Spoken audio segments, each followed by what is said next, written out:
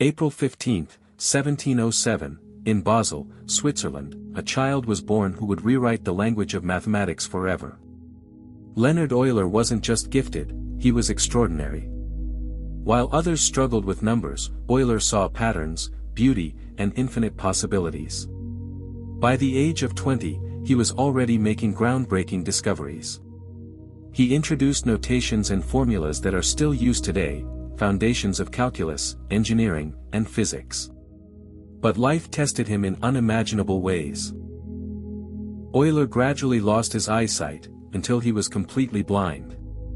Yet, even in darkness, his mind kept shining. He continued to work, to discover, to create, dictating complex equations from memory. By the end of his life, Euler had produced more mathematical work than most scientists could in several lifetimes. He didn't just study mathematics, he became it.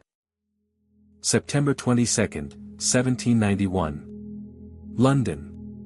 A poor boy is born into a world that offers him nothing, except curiosity. Michael Faraday had no formal education. No wealth. No connections.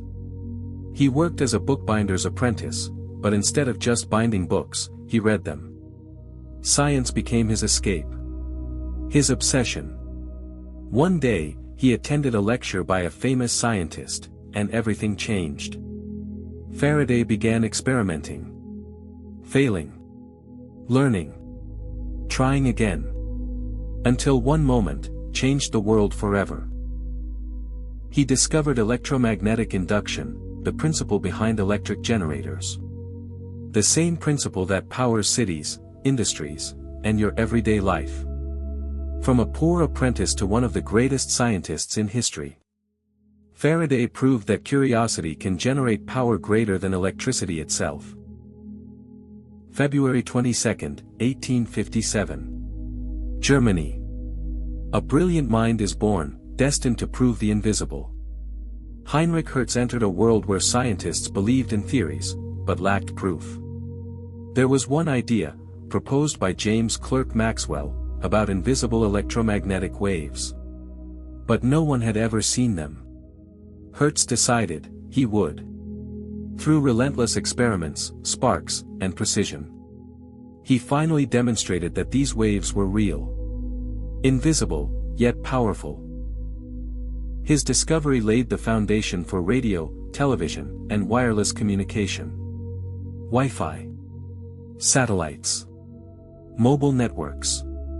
All trace back to that one breakthrough. Heinrich Hertz didn't just prove a theory, he made the invisible world visible. June 26, 1824. Belfast, Ireland. A child is born who would measure the very limits of temperature itself. William Thomson, later known as Lord Kelvin, was a genius from the very beginning. By the age of just 10, he entered university. By his early 20s, he was already shaping the future of physics. He didn't just study heat, he defined it. Kelvin developed the absolute temperature scale, a system so fundamental that today, the coldest possible temperature is named after him, 0 Kelvin. But his brilliance didn't stop there. He played a key role in laying the first successful transatlantic telegraph cable, connecting continents for the first time in human history. Kelvin didn't just measure temperature, he helped connect the world. December 27, 1571. Germany. A fragile child is born into a chaotic world, but his eyes are fixed on the stars. Johannes Kepler grew up during a time of war and uncertainty. His health was weak, but his curiosity was unstoppable. He asked a question that would change astronomy forever. How do planets really move? At a time when people believed in perfect circles, Kepler discovered something revolutionary. Planets move in ellipses, not circles. His 3 laws of planetary motion became the foundation of modern astronomy, and later helped Isaac Newton unlock the law of gravity. From struggle, to cosmic truth. Kepler didn't just observe the sky, he decoded it. May 24, 1544. England. A man is born who would uncover the invisible force of Earth itself. William Gilbert was not just a physician to Queen Elizabeth I. He was a pioneer of a completely new science, magnetism. At a time when science was filled with myths and guesses, Gilbert relied on experiments. He discovered that Earth itself behaves like a giant magnet. He introduced the word electricus, the root of the word electricity.